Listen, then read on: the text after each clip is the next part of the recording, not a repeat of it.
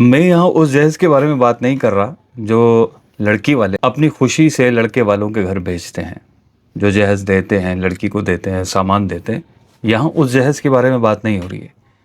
یہاں وہ جہیز مراد ہے کہ جو لڑکے والے مطالبہ کرتے ہیں، سسر مطالبہ کرتے ہیں، یا لڑکے کے گھر میں خواتین مطالبہ کرتی ہیں، یا لڑکا خود مطالبہ کرتا ہے، گھر کا مطالبہ کرتے ہیں، موٹر سائیکل کا مطالبہ کرتے ہیں، بڑی گاڑی کا مطالبہ کرتے ہیں۔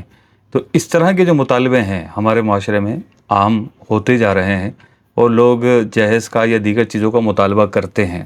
لڑکی والے بھی مجبور ہوتے ہیں، اور وہ مجبوراً بعض اوقات پوچھتے ہیں کہ لڑکے کی کیا ڈیمانڈ ہے، لڑکا کیا چاہتا ہے، لڑکے کی کیا خواہشات ہیں۔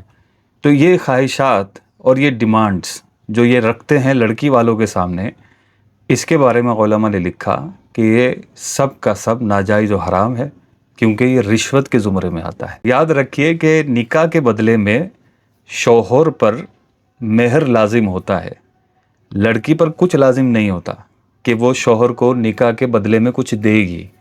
لیکن یہ جو مطالبہ کرتے ہیں جہیز کا، یہ چیزوں کی ڈیمانڈ کرتے ہیں، یہ سراسر رشوت کے زمرے میں آتا ہے۔ اور رشوت کی توقاریاں تو بہت زیادہ ہیں۔ رسول اللہ صلی اللہ علیہ وسلم نے رشوت دینے والے اور رشوت لینے والے دونوں پر لعنت فرمائی ہے۔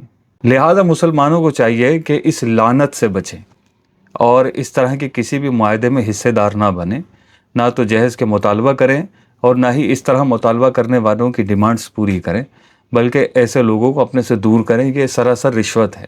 ایک بات ذہن نشین رہے کہ یہ جتنی بھی باتیں میں نے کہی رشوت کے زمرے میں آنے والی، یہ اسی صورت میں ہیں کہ لڑکے والوں کی طرف سے صراحتاً یعنی واضح الفاظ میں ڈیمانڈ ہوں، مطالبات ہوں، یا پھر وہ اشارتاً کنایتاً اپنی ڈیمانڈز رکھیں، اپنے مطالبات رکھیں۔